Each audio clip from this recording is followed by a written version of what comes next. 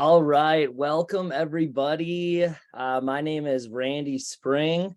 It is an absolute pleasure and an honor to be here with everyone. On behalf of my little toy fam here, Melissa, Matthew, Jordan, Sammy, we just want to say thank you so much for just sacrificing your time today. Maybe you're still enjoying summer. Maybe you're diving into the school year already, but either way, we just appreciate so much you taking the time and energy to be here with us for this professional development opportunity. Kind of the title here is creating an inclusive classroom.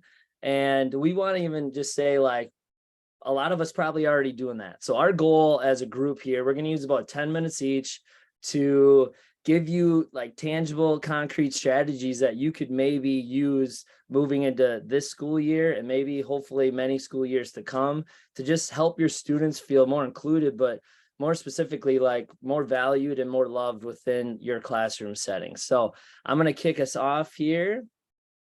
My name is Randy Spring. Like I said before, I'm the 2023 Shape America National Elementary Physical Education Teacher of the Year. I'm from the great state of Minnesota, and I'm going to talk about two things today. I'm going to talk about this banner, as you can see up in the top right corner. It says, "I notice you, I care about you, I want you to succeed, love your PE teacher."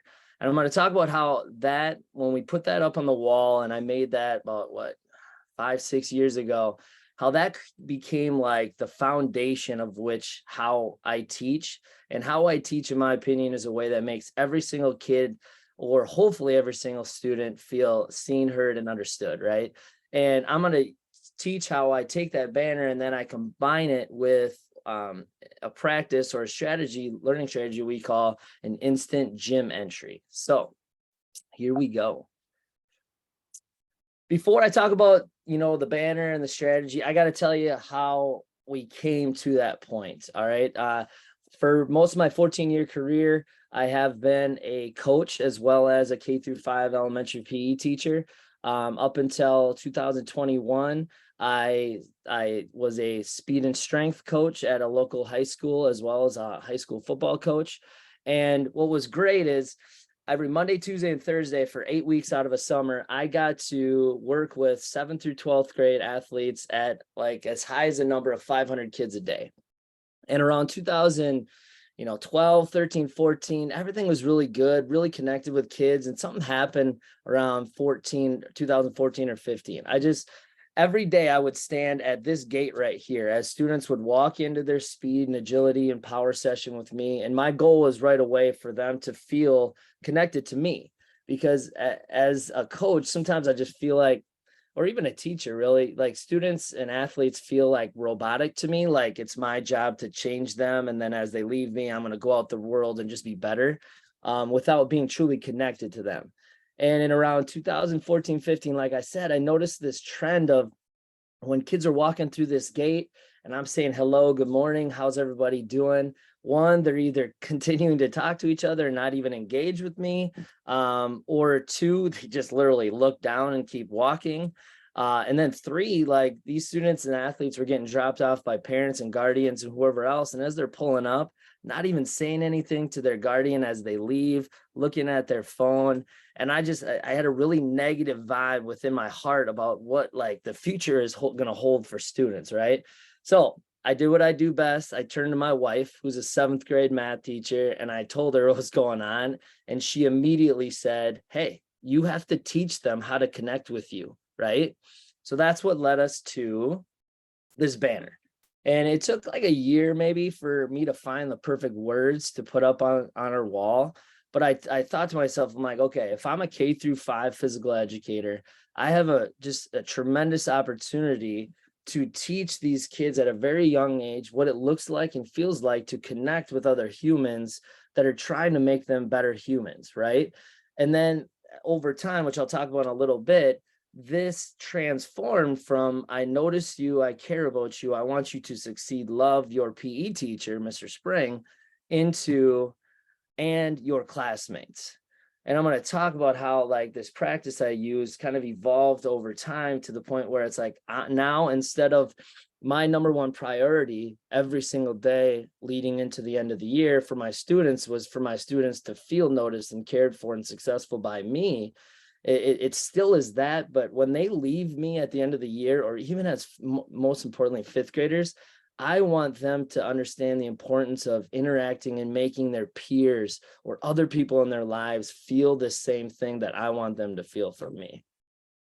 So ask yourself, do you agree with something like this? Would you like to implement a similar strategy? It doesn't have to be like this, but hopefully as I finish my time here, we can find our own path. But here's the strategy. This is what I call an instant gym entry. It's not an instant activity. It's an instant gym entry. So I teach 30-minute class periods. So I want my students, our students, moving and grooving right away when they come into the classroom. And as I started to use this banner, I started to realize, okay, we need to teach them how to interact and notice each other as much as I notice them, right? Inclusion, right? We need to include each other as well as my teacher making me feel included. So we keep it simple. Like anytime we're doing a new unit, usually we'll do this exact thing. It says get into groups of 2 or 3. 3 is super duper important because when you say 3, you're allowing a group of 2 to include somebody who needs to be included, right? And you're simply just letting them play. You're letting them play with the piece of equipment they're going to be learning with. You're letting them pick their own groups. And what that happens is that they're feeling seen and noticed and cared for because I let them pick their teams rather than me always picking their teams or telling them to sit in a team or a squad and do nothing until everybody's there, right? So showing you this is one thing. I think it'd be super impactful for you to see what it looks like in action. So this is that exact gym entry. And I think this was like back in 2016 or 17, but you're going to watch. These are my students. I believe they're second grade. They're walking into the gym. And the first thing they do is look up at the screen. We call it screen and go. And they see exactly what you just saw on the screen, which is the simple instructions. Get in a group of 2 or 3 and grab a ball and work on the skill on the screen, right? And I'll be honest with you, we didn't even talk or teach much to this skill at this first day point, which is another awesome tool, right? You get to walk around, see how they're doing. They might be really great at it. You can pump them up. They might not be so good at it, and you're going to really need to hone in on a couple of kids. But let's get back to the inclusive piece. So they walk in, and I want you to see right away, here's Grace. Grace in the pink shirt, right? She has been taught by me and my teammates all year. If I need somebody right here, I need to be brave and courageous, like my girl Jen Hebing takes me. And she needs to hold her hand up. And she knows in our culture, in our classroom, that if I put up my hand and be brave, somebody at some point is going to come find me and include me in this play. And I'm going to be honest with everybody on here. And I'm going to tell you, I don't care if you teach kindergarten all the way to high school, this will work. But sometimes when you start this practice, you have to go through some growing pains and you have to sit back and watch these students like Grace stand there with their hand up. And it's really tough. It's difficult to see, but eventually what you're going to see here, and I didn't tell these students to do it, bam, group of 2, see somebody with their hands up. They know if somebody has their hands up, they need somebody to play with. Immediate inclusion, right? And that Grace goes from a really lonely place to feeling like $1 million because somebody asked her to play with them. Now, I'm going to rewind a little bit. This is Bo. He had a little bit more difficult situation. Bo looked around, didn't find anybody. He's standing there for a while. And I remember watching Bo. He's still holding his hand up and I'm still watching. And I'm just hoping and praying that my students truly understand the power that happens when you stop and look around when everybody's playing to see if there's that one person that needs a friend. So I'm going to forward all the way up to this next part of the video right here. Look at Bo. That's Bo. That's Mary. Mary was in a group of 3. She knows, okay, if I'm in a group of 3 and somebody else in Mr. Spring's classroom raises their hand, I can leave and ask that person to play with me. That's the power of 3. All right. And if you do this and you celebrate this, like if this was the first month of class, I would stop in the middle of play right now. And I would say, Mary, in front of everybody, you left your group, you included Bo in play. And Bo, how did that make you feel? And when you celebrate these things in front of other people or other students, they understand the power and the pure joy that you get by being included, but then also including others. So as I get ready to transition off to Matt here, this is my platform, not platform. This is my foundation. I want my kids to feel noticed, cared for, and successful. So as you leave this part of the session, I challenge you to find your own foundation that allows other kids to feel included and loved by as many people as possible. And hopefully when they leave, you as fifth graders or eighth graders or whatever, they know that I can be a classmate, brother, sister, teammate, and friend that does the same for other people outside of my classroom. Thank you so much. I'm going to transition or pivot to Mr. Matt Bristol.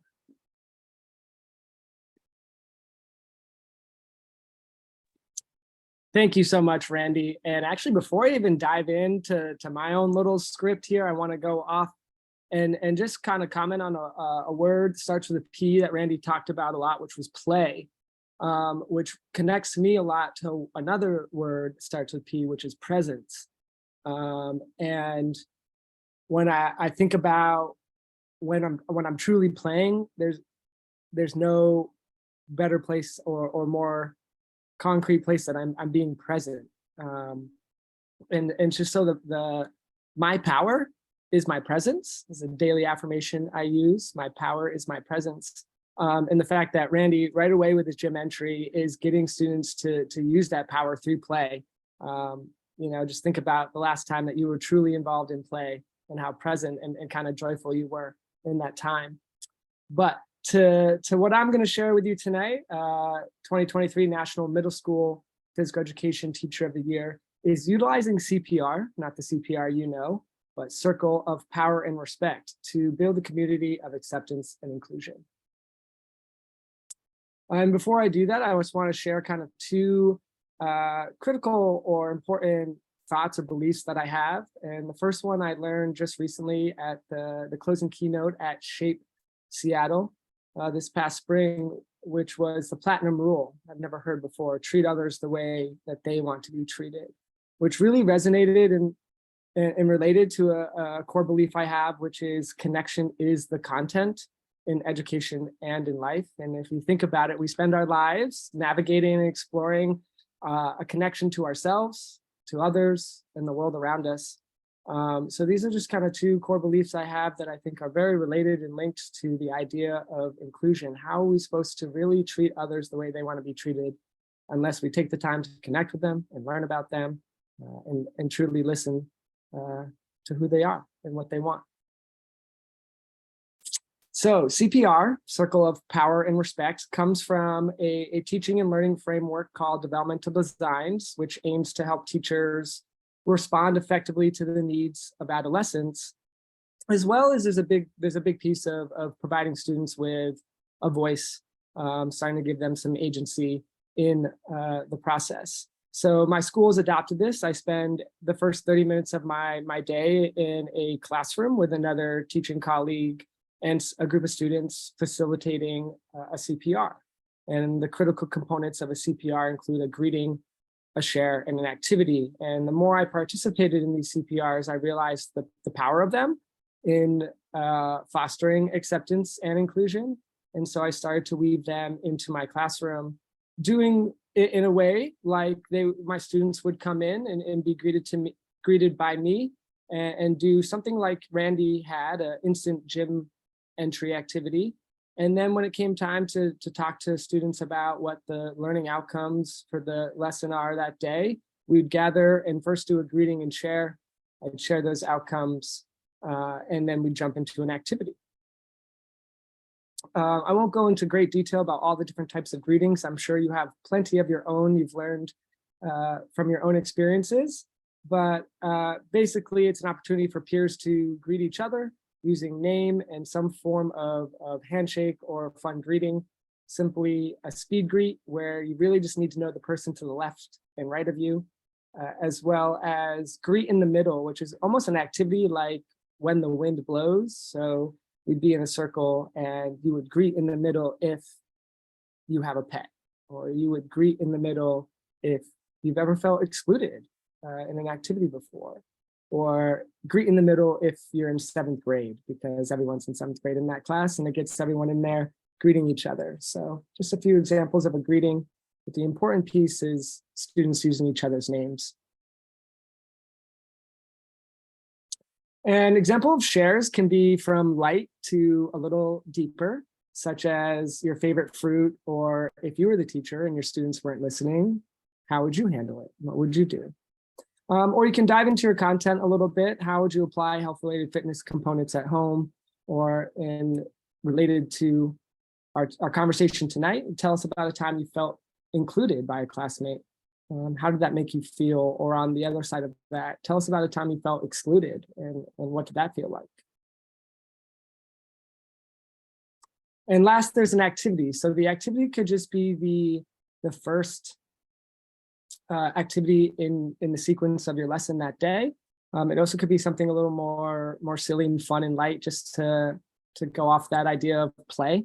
And what I have here is an example from a volleyball unit, which I applied the sport ed model, team task 1, team warm up. So students would complete this activity in the group, and kind of divide and conquer the different exercises, but ultimately complete it together.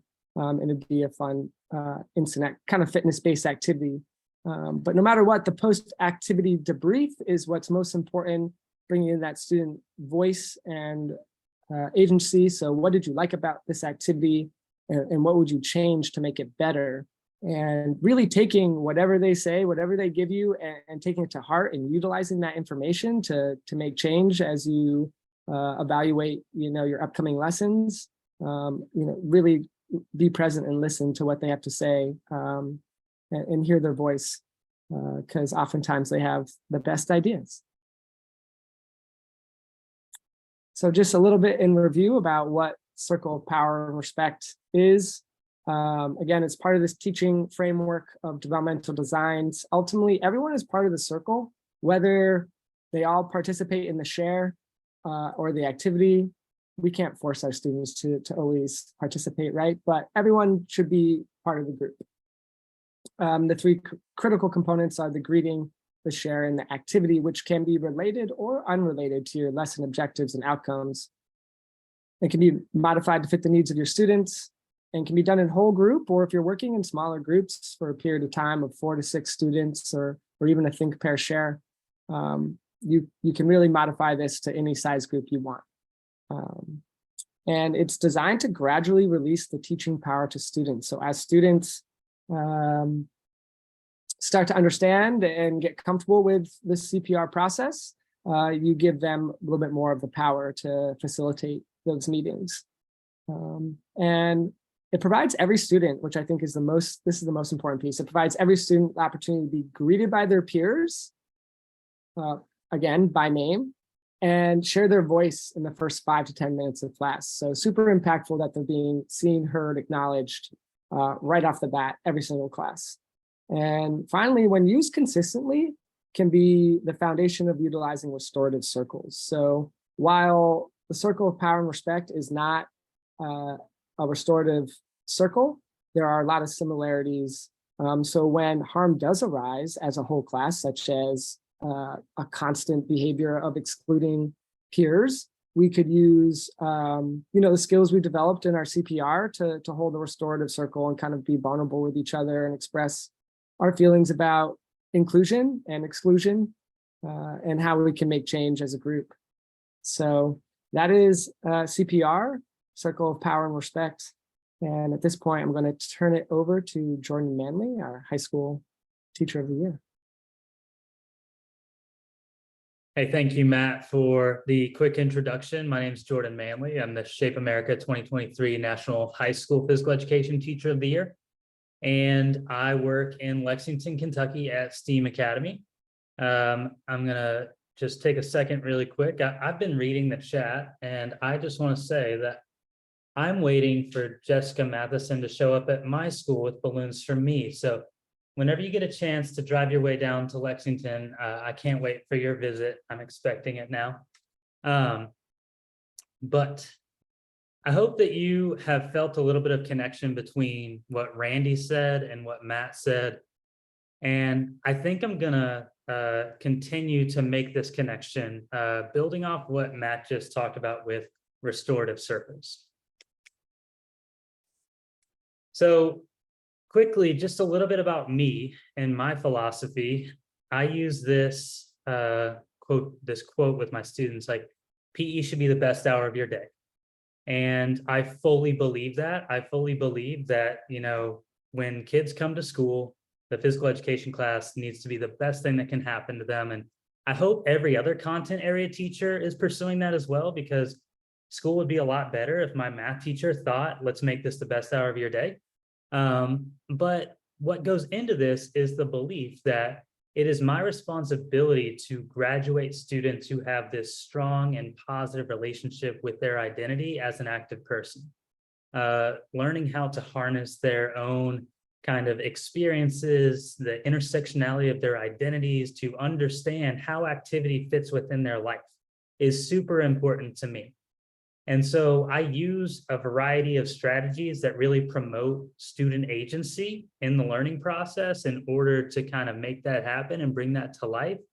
But the main driving question is how can we, not me, how can we as a class ensure that every person is included in our community so that they can have the best hour of their day? Really quickly, before I talk about the application here, I do want to point you all to Shape America's appropriate instructional practices document. Number 1.1, and I don't know this for a fact, but I hope this was intentional. 1.1, establishing the learning environment. The very first thing that you need to consider as a teacher in your planning process, making sure your environment is physically and psychologically safe. If you look at my highlighted in yellow, it brings you down to the statement that says fair and consistent classroom management encourages student responsibility for positive behavior and includes students in the process of developing rules and agreements in class. So that's what I'm going to talk about today.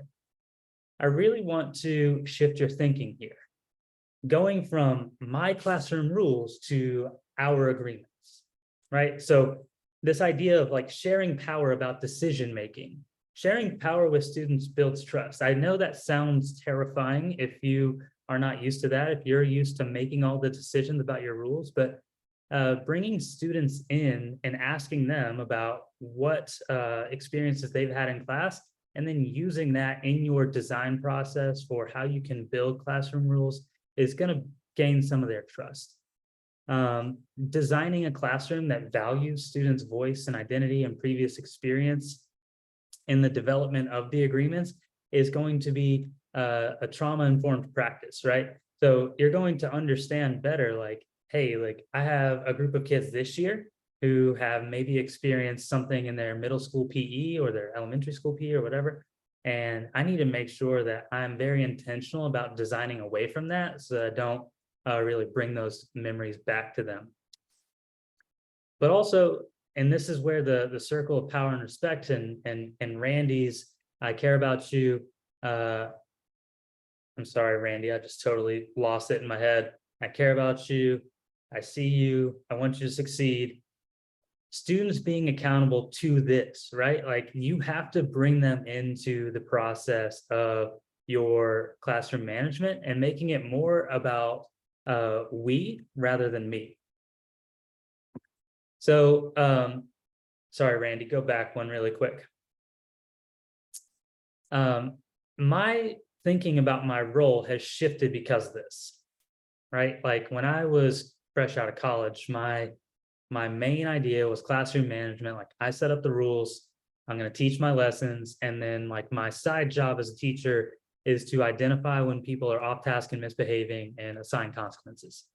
And we can't get away from all of that, like to understand that there are some things that are going to happen in the gym that require you to assign a consequence. You are the adult in the room. It is your responsibility to do those things as well, but it's also your responsibility to bring your students into a circle of power and respect and guide conversations about a positive, inclusive classroom. So we want to think about moving away from just the management of behavior in the classroom to creating a community. And so one thing that I use as a process to help do this is I have my students do a protocol with me. And I don't have time tonight to dig into the details of that. There's a QR code on the next slide that will actually outline the steps of this protocol that I use. But at the heart of it is human-centered design. And human-centered design is about empathizing before designing. And we are placing the needs and the experience of the student at the center and at the heart of what we want to achieve. And I like to involve my students as co-designers. Like, I'm not empathizing with them. We are all empathizing with each other. And the goal of that is to identify ouch points, like things that ouch in PE. A lot of times in high school PE, ouch point, like locker room. That's like number one ouch point. They're like, oh, the locker room, I don't love it. We know, okay, so how can we make the locker room a safe place? That's the question now that we can design around.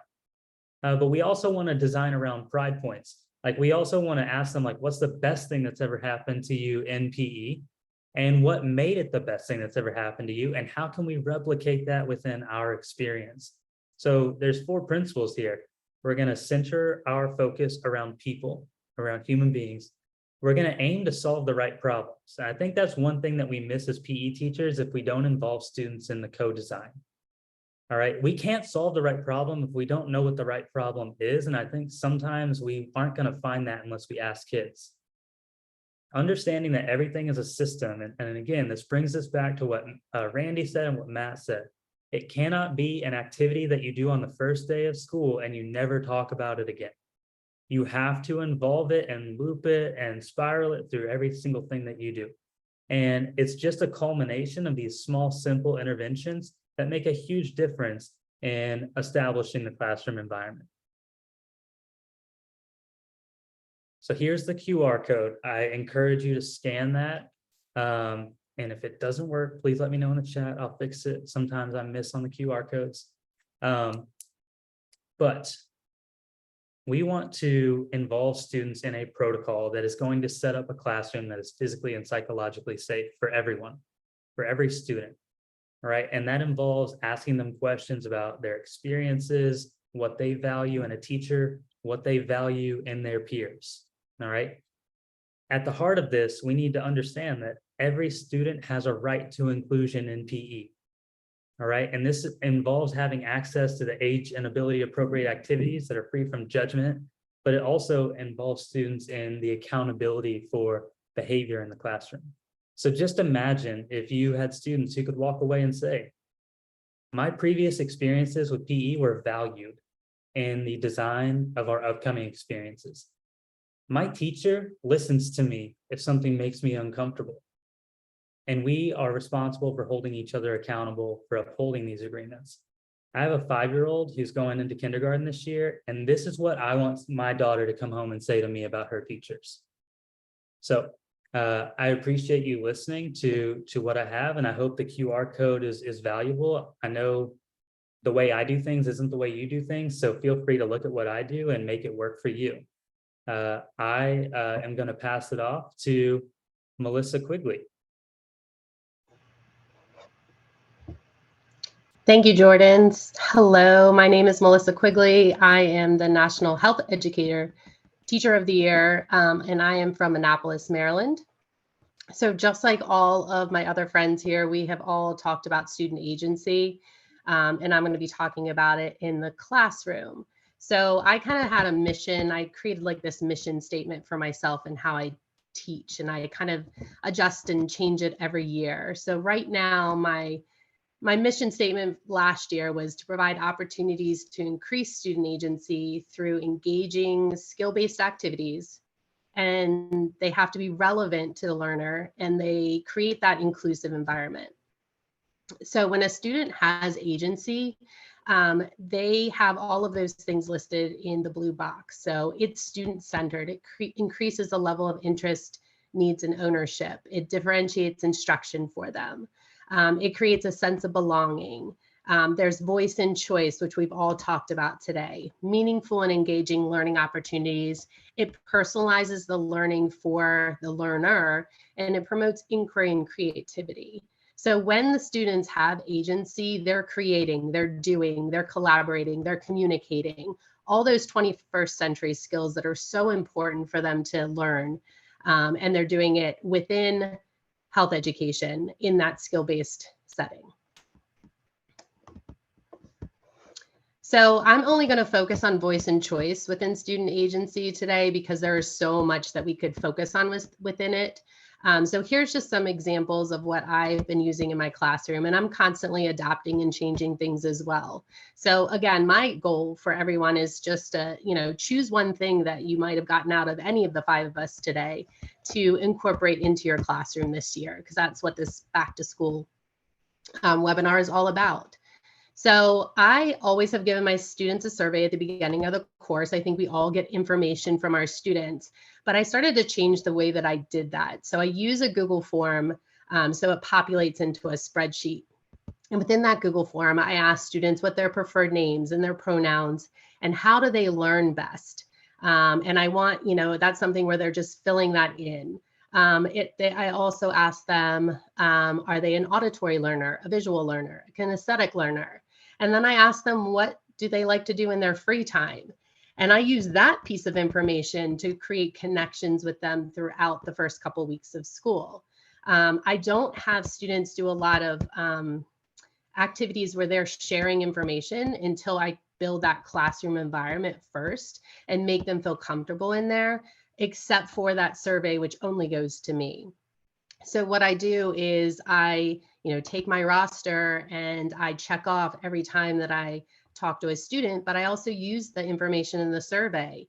For example, if Taylor's writing down that she loves horseback riding, I can open up that conversation with her and say, hey, Taylor, I saw on your survey you really like horseback riding. Did you get to go horseback riding this weekend? Or something like that, where it opens up that conversation with her.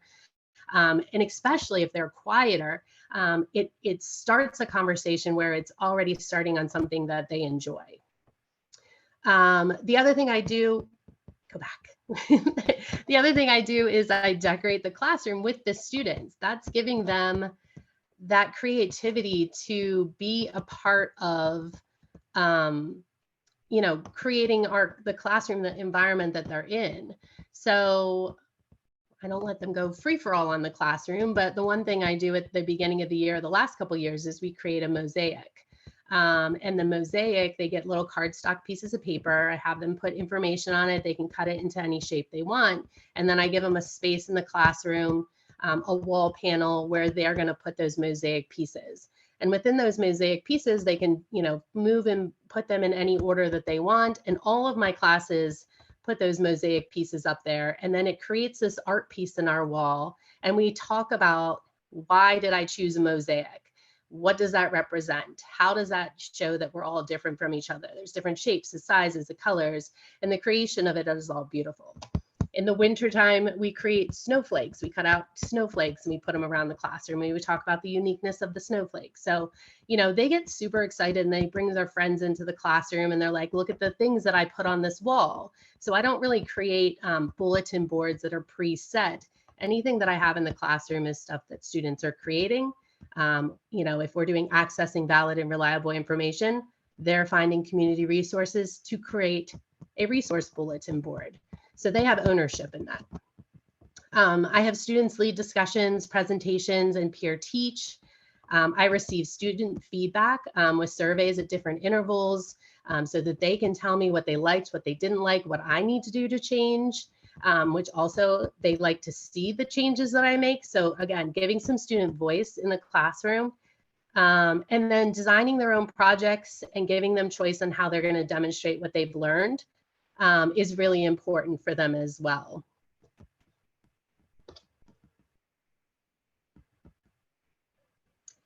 So so here are a couple of things that we could kind of shift, and what I've shifted from in the last couple of years. So instead of teaching content and what you want students to know, the big thing that really changed the way that I taught or teach is I changed it to what do you want the students to do?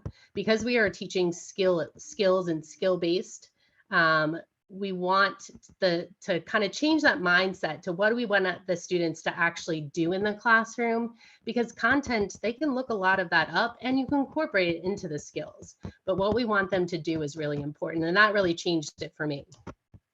Teaching health information in a lecture manner, we need to move away from that and give students a topic and allow them to teach each other. Give them that little bit of power. It takes some, just like Jordan said, it takes some, teaching and modeling and things like that. But once the students get it, they really appreciate it. Instead of providing worksheets for students to complete, to recall information, actively provide small group activities so students can learn and practice from each other. And then instead of standardized testing, if you don't have to give them with for formatives and summatives, students can choose how they will show you what they learned. And I have an example on the next slide. So this is for a decision-making unit, and the essential question is, how can the decisions you make today affect your health in the future? And the prompt is, as a high school student, you can make decisions every day using the decision-making process. Choose one of the following topics to practice making health decisions. So there's 4 topics on there, but I always tell the students, if there's something on there that does not resonate with you, then you want to choose something else that you want to make a decision about, or you need help with the decision-making model, then choose that topic. And that's giving them choice. It's giving them voice. It's making it very authentic for them. So I always provide a criteria for success. So obviously with this, we would have already gone over all of those steps, and I can just be checking for understanding. And this criteria for success also provides the students a way to self-manage themselves when they're doing the assignment. They can self-assess themselves. They can have a peer assess themselves in going through that decision-making model. So all of these things of voice and choice are really important to kind of give a little bit to the students and create those agreements in your class first so that it's a safe space and you're building that community.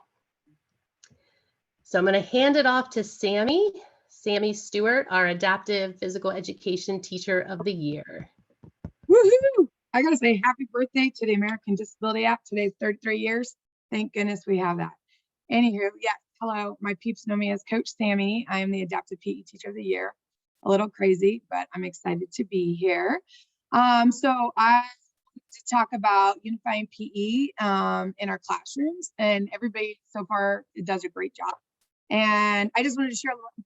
I'm an adaptive PE teacher. So if you could please go to the next slide, Rondi. First, the IEP team. I listen to a lot of teachers who, because we are really pushing for inclusion, because we do not want our students segregated anymore. Being a mother of a child with an intellectual disability, it's no more. Our kids do not need to be in a separate learning environment. Anyways, I wanted to touch base about the IEP team and where you need to go if you guys need resources. These are the people you go to. Service providers, teachers. We can help you guys anything you need in the team and in the classroom. So first, of course, the parent, we all know where the parents are. Contact them. They have their expert case manager. If you guys don't know the case manager, that's the person in charge of the IEP gathering all the information. Typically, it is your special education teacher. They kind of go together. This person knows these kids. They know everything about them, their parents. So if you're having difficulties in the classroom, or I want to know a better way to teach the student, do they need visual? Do they have behavior? Do they have paraeducators? This is the person you want to go to. Please utilize all of them. Then you got the adaptive PE teachers. Woo, woo. If your student has adaptive PE resources, please contact us. We can help you with your accommodations and your modifications in your classroom. We can also, of course, give you adaptive equipment if you need it, other suggestions for behavior modifications. We collaborate very well. Some of us may push in, we may pull out. Whatever you need, we're there to help you.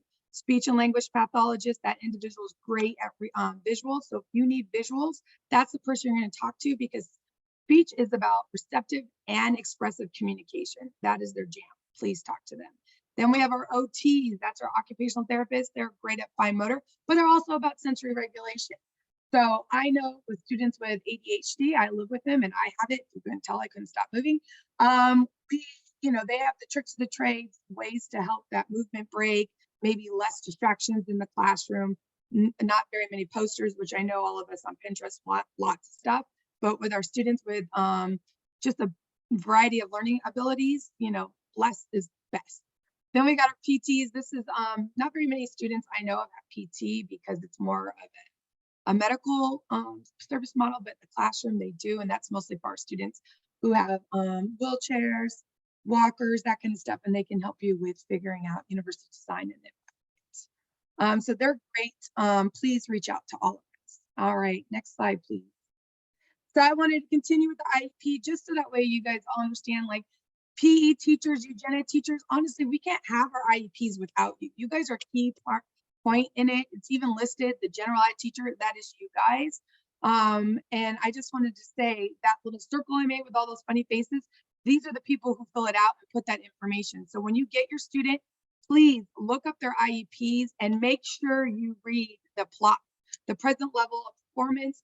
Every district looks totally different. So mine looks different than other districts just because the websites we use.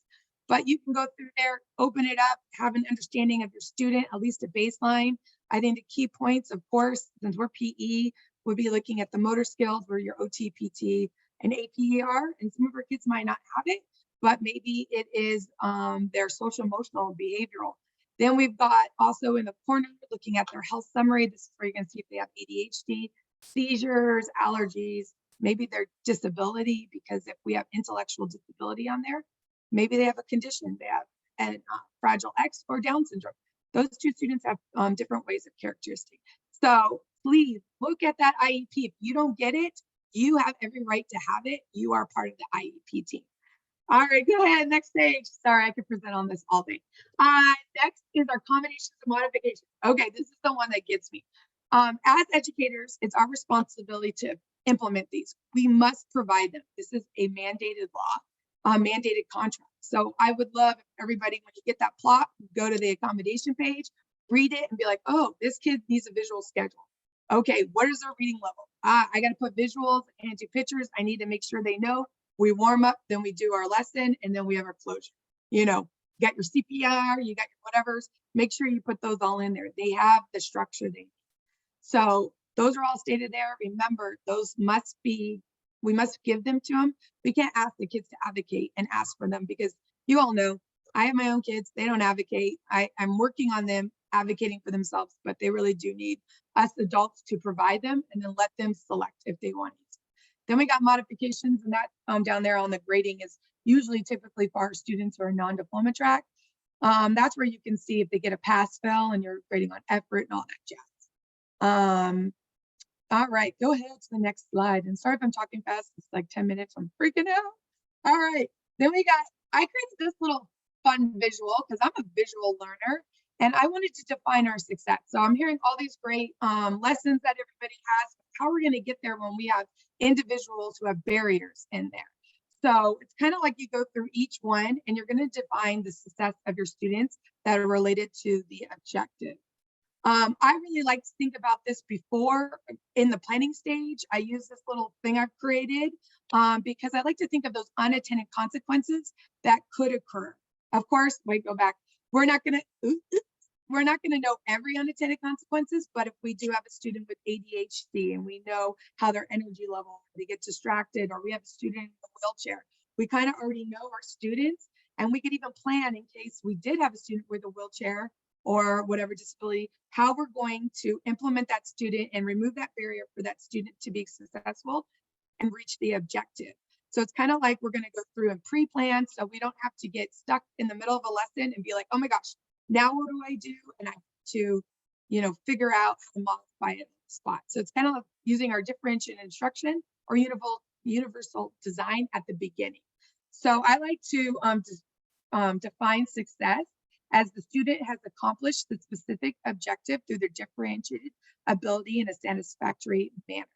So now I want to take that a step further because I'm always like, what does a satisfactory manner mean? So I kind of defined it as the student's differentiated ability that has met the expected standards or requirements by achieving what was deemed acceptable and adequate for the given situation or task. So it's kind of like my students that I have a barrier. I'm going to remove that barrier. I'm going to add that modification or accommodation, and then I'm going to define. And typically we talk about it, me and my students, because I'll come up with something and they'll be like, no, Coach Sandy, that sucks. I want to do this, X, Y, Z. And I'm like, okay, that meets it. I totally get what you're doing. You're meeting the objective in the manner that you can, and they meet the objective and they've met it. So it's very good. And if you can see, it's step one is your instructional activity, make sure it's purposeful. Number two is your objective. You know, I state my California objectives and then the glows, the shape glows. My why, then the glows, and then I recognize the barrier for my students, and then I go on to remove the barrier. If you want to go to the next slide, please. You guys, if you get this, you can go through it. And this is kind of how I did my foot golf frenzy for my friend who is in a power wheelchair playing that. And how we remove the barrier and she made that objective. Go ahead, next slide. Visuals. Oh my gosh, I love visuals. Randy loves visuals. I don't know who else loves visuals. I know they take a lot of time to make, but they're so worth it because Melissa even talked about our learners. We have our auditory, our visual, and our kinesthetic or our sensory. And I think as PE teachers, we got the auditory down. We've got the kinesthetic modeling. We do it with the students, but do we use the visual aspect? I think that's very, very important. If we preload our students from the beginning, we do all our stuff, we show it. If you can see my basketball drills, I use them, then I make my GIF out of it. So that way they see how we're going. My classes are unified PE. So I have, half of my students have, a majority of them intellectual disabilities. They have my typical students, whatever that means, working together. Plus I have my para educators. I'm trying to front load everybody. So when we go to wherever we're going, the lesson runs smoothly because everybody understands what's expected of them. They have an idea of what the lesson is, and then we go, boom, implement it. It's been a game changer. Like once I started doing all this, I also have my schedule. I use it for communication. My number one question I hate is what are we doing today? Took that out, put my schedule. I have my pictures with my written language because a lot of students are emerging readers, so the visual helps them. Along that, the visuals help provide efficacy. They provide clarity. We have got attention there. We have engagement. It's memorable. It's going through, and our students don't have to guess. I mean, I live with a bunch of ADHD people. I know for myself, I have an auditory processing disorder. When I see a lot of words, I totally get overwhelmed and I shut down. So for me to have that picture, it just brings it back to the writing and I can check what I'm seeing. I know with my own children, my house is crazy. I see that as well. I put pictures with the words, they can check it off. So I just kind of wanted to reiterate like how our visuals impact all of our students with English language learners, our students that are pre-readers, our ADHD kiddos, learning disabilities. I mean, we all know we're different types of learners. So make sure we're ensuring that we hit all three. I know there's probably more types of learners in our classrooms. You want to hit the next slide. Our resources. So I know these two ones are really good. There's so many great resources out there. Thinking about it, Spark. I like this one, Spark, because it gives like the main categories of disability when we do have a student on our caseloads, and it goes through and it gives a lot of like this from emotionally disturbed, which is really, it could be students from anxiety to defiant. I mean, that's a huge gamut, to autism, which is a big spectrum as well. It gives a lot of information there, and then gives like ideas for equipment, all that stuff. Then our strategies for inclusion, that book on the left, that one is great because it gives a bunch of modifications in there. And so you could go through your chapter and look at what you're going, your unit or what you're teaching, and you could look and it could provide you with a bunch of them, and you could already enable into your lesson plans when you go through that success process that I've created. you can go and plug those in and already be ready for whatever's thrown your way. You can be ready to put that in. I think that's it. Did I speak too fast? Hopefully not. That's my 10 minutes. Hey, you rocked it, Sammy. Way to go. Thanks. I always make me feel good about myself. All right, everybody. Hey, before we move on, we're going to have a little question and answer session here. But before we do that, we just have to give a shout out to the Teacher of the Year Partner Network, which is Spark, Wellness Training Specialists, Gopher, and GW Publishing. They do amazing things, not just for, our opportunities to get together and design this for you, but all the different things they do across the country at all the different conferences. So we just want to give credit where credit's due to our partners with the Teacher of the Year Network. So we're going to open it up, whether it's in the chat or most likely probably in the chat based on the format here. And we would love for you to ask us any questions regarding anything that Melissa, Jordan, Matt, or Sammy, or myself talked about with our specific strategies that focus on inclusion. So Jessica, the amazing Jessica, has a question, and her question is, what is a barrier you faced when creating an inclusive classroom, and how have you overcome it? If anyone wants to start off. I'll jump in really quick. I team teach, and in my building in my district, oftentimes, people have autonomy in regards to if they want to move to a different building. It's kind of easy to do that. So even though I'm grounded on my team, sometimes I get new teammates that come in often, and they're not always completely on board with some of the strategies that I shared. But if you truly believe in something and you believe it works, and not just talking about it gets to the point, do it. Just show it. Talk about what is happening while you're doing it. And most of the time within the teams that I've worked on, they truly buy into it because they see the power of the different strategies happening. Yeah. I'll also answer that. So kind of what Randy is mentioning is like this idea of like cloning yourself, right? If I can take my mindset and get other teachers and even better, the students in my classroom to be pursuing the same goals as me, it really helps. But kind of answer the front part of that question, like I teach high school, and I get some students sometimes coming in to me and their experience K-8 has been so negative, they don't even want to even give me a chance. And so K-8 teachers used to ask me, well, what can we do so that they're ready for high school PE? I used to say, just don't mess them up. And I thought I was being cute by saying that, but what I actually have started doing is bringing them into my mindset and providing them with the strategies I use so they can use them in the earlier grades. I've been cloning myself in the younger grades so that when students get to me, it reduces some of that impact. I'll quickly tag off Jordan and Randy, basically the same ideas as them, but just to name the barrier for me at middle school is getting the student buy-in to just be inclusive, to be kind, to use kind words. In Randy's example of like the kid raising their hand, I'm like, thinking about my students of like, how much is that going to work at the middle school level? And so it's really about getting the buy-in, and kind of Randy and Jordan said, just really just doing it if you believe in it, and sticking to it, and waiting for the payoff once it sets in. Yeah, and I'll chime in that I think one of the barriers is just time. It takes time to create that community atmosphere where everyone feels included.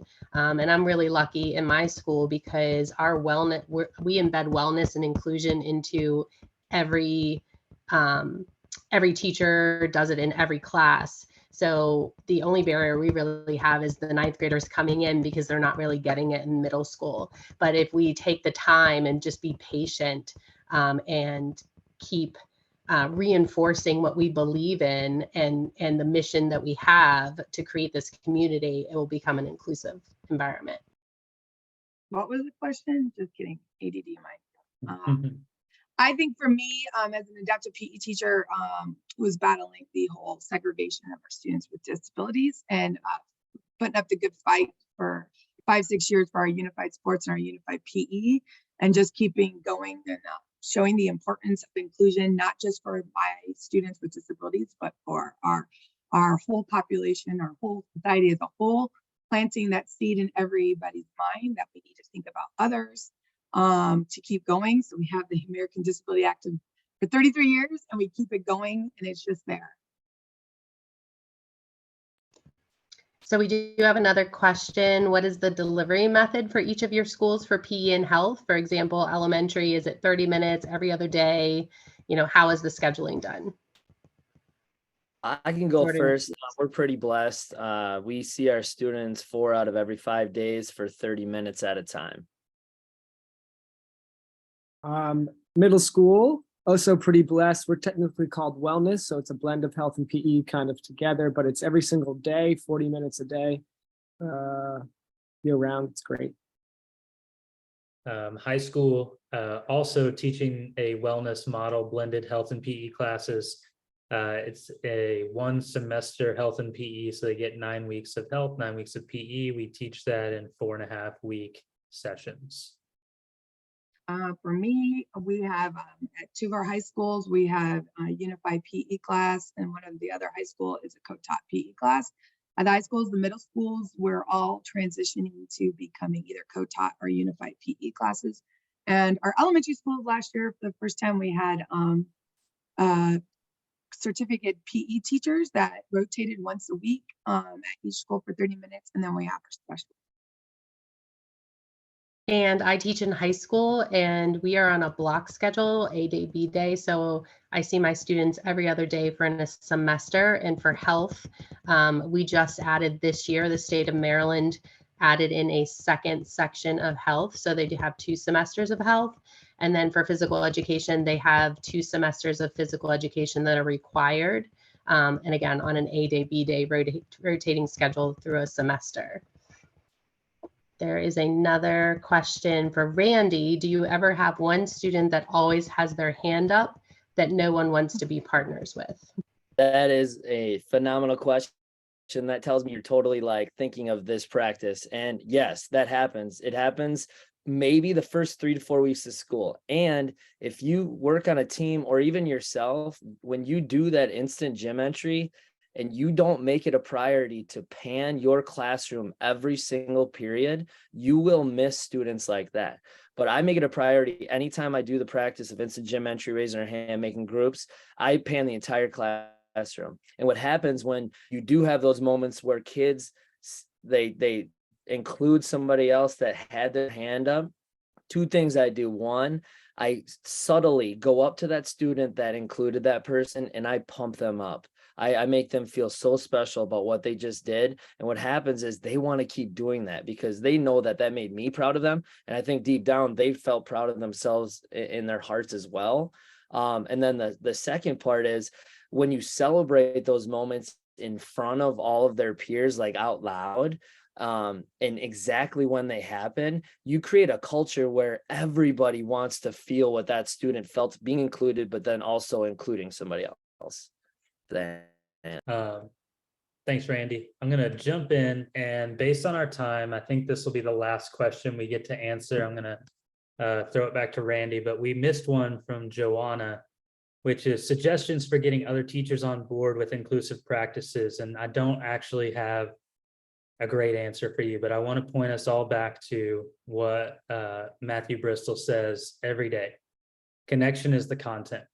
If we want other teachers adopting inclusive practices in their classrooms, we have to connect with them in a real and present way. We have to value our relationship with them and not put a divide between us as humans because of the way that we run our classrooms, but rather come from a spot of empathy and let that empathy drive their own curiosity about what we're doing in our classrooms.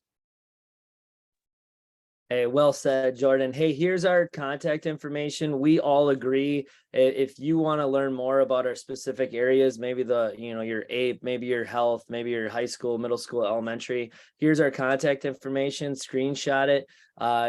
We give the old 24-hour period of, hey, we might not get back to you right away, but we will get back to you. And hopefully with some good answers and resources. But before I pass it over to President-elect Cara, On behalf of the whole team, thank you so much again for taking the time to listen to us, hear us out. Like Jordan said a while back, these are the things that we do. It's not the way, the truth, and the light. Find a way to find your own path of making other people, other students, other humans feel included as often as possible in your classrooms, and maybe outside of your school as well. So take it away, Kara.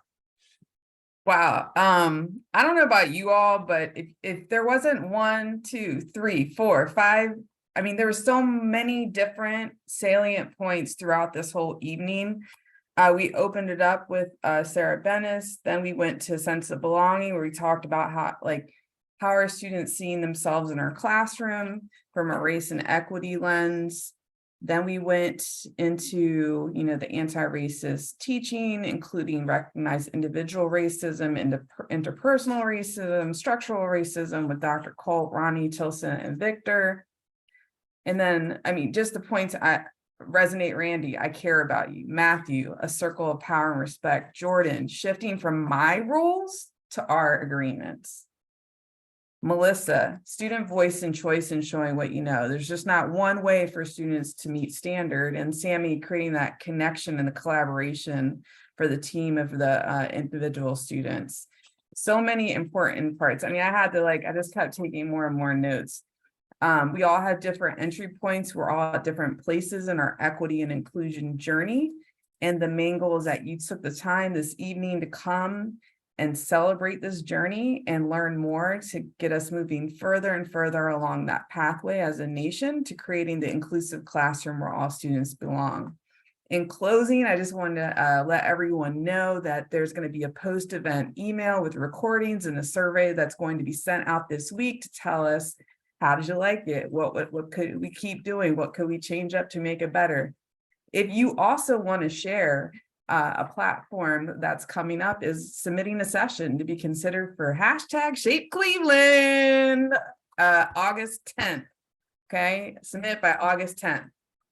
For more information, head to convention.shapeamerica.org. And lastly, keep an eye out for future Shape America professional development opportunities. July 31st is coming up this Monday, and that will be the last day to register for the SEL in physical education session. So thank you again on behalf of Shape America for taking time to be with us, to reflect, to listen, to hear other perspectives, and to continue on your inclusion and equity journey. Have a great night.